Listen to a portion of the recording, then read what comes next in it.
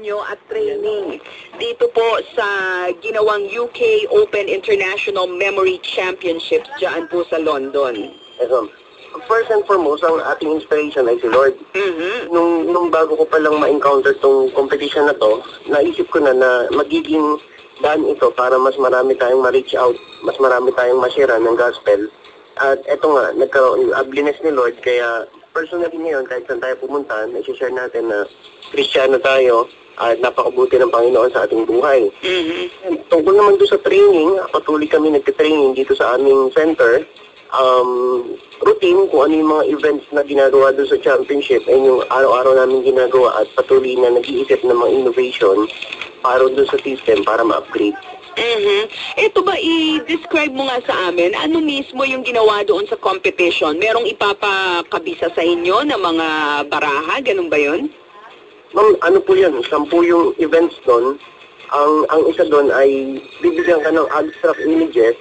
Tapos yung mga abstract images na yun na halos magkakamuka ay kakabisaduhin mo.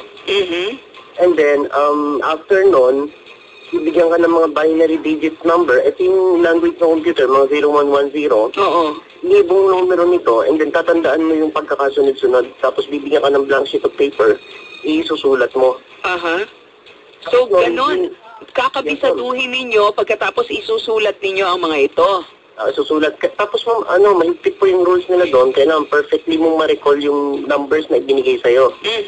Ang isang mali po ay babawasan yung score mo, kalahati na lang. So kung naka 600 points ka, isang mali, 300 na lang. Isang mali, 0 na po yun. Oo. Robert, isa sa mga talaga namang humahanga sa iyong kahusayan, ano? Siyempre kami dito sa TNK, hanga kami doon sa inyong naging accomplishment ng iyong kasama na si Johan Randall Abrina. Pero isa pa sa talagang saludong-saludo sa iyo ay itong kasama nating si Dodi Lacuna. Good morning, Dodi. Good morning. Good morning. Good morning, Miss Maloy. Dodi, good morning. Good morning, Miss Robert. Miss Robert tuloy. Nako, Mr. Robert. Sir Robert, sorry. Oo. Robert Zacasa, good morning. Tukol nga rito sa world record mo na 29 or 21.9 seconds, Robert. Ukos sa itong sa larangan ng tinatawag mo mental sports, ano? 29.9 seconds. Ukol ba dito doon sa deck of cards ba ito o doon sa binary numbers? Personally po, yung record na nagawa natin dyan sa binary at saka sa multiple deck of playing cards. Sa multiple deck, ang best record po dyan ng US na hinahawakan nila sa ngayon ay 2 deck ng card or 104 na piraso ng playing cards na memorize po nila yan after i-shuffle. Ang nagawa po natin doon nung nakaraan ay 3 deck po ng card, 156 po na na cards na shuffle. Perfectly po na-recall po natin yun. So yun po yung bagong record. 3 deck ng cards? Opo. 3 deck? Tapos po yung binary numbers, yung 0110, ang record po nila doon ay 630 digits. Yung nagawa po natin ay 768 na digits yung na-memorize po natin perfectly. Ayun. Robert, interesado ako dun sa sinabi mo kaninang pambungad, na etong pagkapanalo mong ito at saka yung husay mo sa pagkakabisa ay nais mong magamit para sa Panginoon. Sa papaanong paraan? Nag-offer po kami ng mga ng mga seminars sa mga schools, sa mga university, sa mga iba't ibang organization. Halos hindi po kami nagpapabayad yan. So, ang tinatanong po nila paano yung ginagawa, paano nyo natutunan to. So, doon na po kami nagkakaroon ng opportunity to share yung love of God at saka kung paano rin tayo binago ng Panginoon. Etong ginagawa ninyong pagkakabisa ng maraming mga impormasyon, sa papaanong paraan mo nakikitang makakatulong ito sa bansa natin? Bukod syempre doon sa karangalang ibinigay nyo na sa Pilipinas, bakit kinakailangan na maging engaged tayo dito sa mental sports, mind gymnastics na iyong sinasabi? Ma'am, sa ibang bansa po ngayon, lalo na yung mga first country, in-integrate na po nila sa curriculum itong memory training. Dahil nakita po nila na ang mga estudyante kapag tinuruan ito, mas madali nyo nilang na-memorize yung mga formulas, yung mga definitions, yung tinuturo ng teachers, at yung mga binabasang libro. And today's screen, kahit po yung page number, na-memorize po. Ngayon, sa tingin ko, kung ito ay magagawa rin sa Pilipinas na magiging ganun yung ating mga estudyante, tataas po personally yung kanilang intellectual capabilities at mababawasan po yung, yung casualty, lalo na sa mga exam na minsan 40% lang yung passing. After 4 years na i-take at nag-review sa review center, bumabagsak pa rin. Ang problema po kasi doon, yung pong memory. Dahil yung itinuturo, pare-pareho naman po na itinuturo, pero pagdating sa exam, hindi na maalala. Ayun. Ito ba ay purely memorization? Yung term lang po ang memory. Pero itong pag-aaral na to, whole brain learning po ito eh. Unang dinidiscuss namin dito is, paano mo gamitin yung utak mo, yung left and right brain, anong difference niyan, and ano yung loss of memory na talagang pagka binayulate natin, ay mahina ho talaga yung ating memorya. At kung gagamitin naman natin, ay magiging super naman po. Maaalala mo yung mga libong numbers, images, formula, etc. to the fullest. Robert, ito yung pamamaraan para magamit ng gusto ang binigay sa ating Panginoon na karunungan sa pamamagitan ng ating utak. Kasi alam natin, di ba, sa matay sa pag-aaral ay hindi lalagpas lang sa 15% ba yan? Ang nagagamit natin sa kakayahan natin sa ating kaisipan, di ba, Robert? Yes. Radodi. So ito yung paraan para ma-maximize talaga natin yung husay at talino na ibinigay sa atin ng Diyos. Ang Utak Power Learning Center dyan sa Marikina, ito yung nagbibigay ng mga seminar sa iba't ibang mga eskwelahan, ganun ba?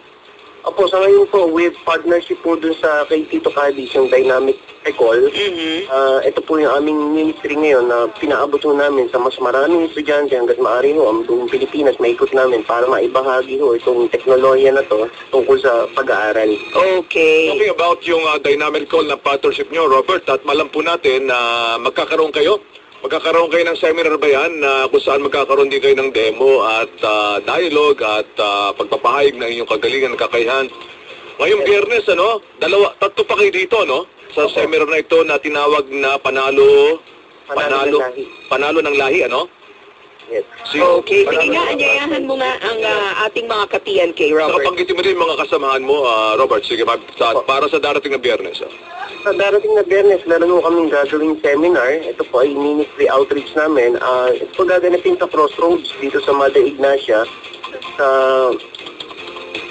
Bread of Life. Ang mga kasama po natin na magtotok dito ay number 1, si Mr. Johan Randall Abrina, yung ating pong kasamang lumaban na mental athlete. Siya po yung naka-silver medal dun sa speed card. At kasama rin po natin dito na mag-share ng kanyang kaalaman, yung po ating Read Please, Believe It or Not na human calendar na si Mr. Erenio Bughaw.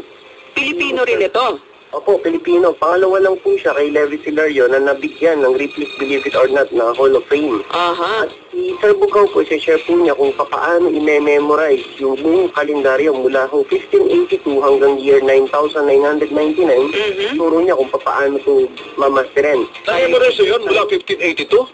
Yes, sir. Yung hanggang 1999? natin yung Gregorian calendar no October 15, 1582 hanggang December 31, 9999. Naku, napaka-interesting pala talaga niyan. Sige, anyayahan mo ang ating mga ka-TNK, Robert.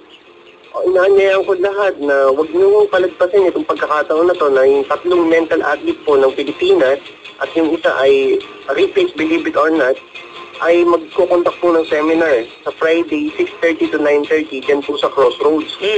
At i-share po namin sa inyo kung paano po namin ginagawa ito, paano kami nag-aaral, paano yung mga procedure, paano magtanda ng mga napakadaming numero, ng mga formula. Yan, meron bang telephone number kung saan pwedeng makipag-ugnayan yung mga interesado?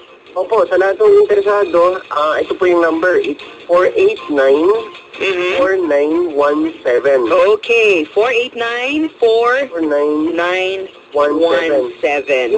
Maraming salamat sa iyong panahon ngayon, Robert. At naku, I'm sure marami ang interesado dyan. Gustong mas humaba pa ang ating mga memorya. Isa sa ating mga panalo ng lahi, wala pong iba kundi si Robert Racasa. Robert Racasa, isang mental gymnast awardee. Okay, tuloy-tuloy tayo dito sa TNK, alas 8:20 na. Balita. Mabuting balita. Pinakana po sa signal number 2 ang lakas ng bagyo sa mga lugar na apektado ng bagyong Juan. Batay sa ulat, kabilang sa mga lugar na ito ang